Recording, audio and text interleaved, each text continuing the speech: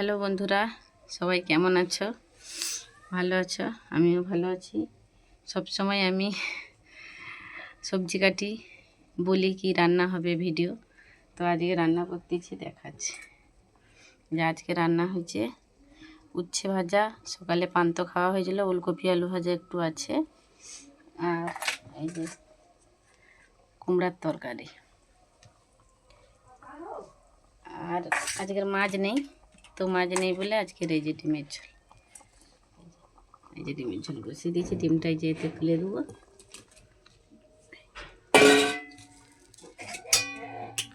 ওধারে ভাত হচ্ছে, এই যে উনুনে রান্না, এই যে ডিমের ঝোল হয়ে এসছে। ডিমটা তুলে দিচ্ছি, একটু পরে ফুটে উঠলে নাবিল।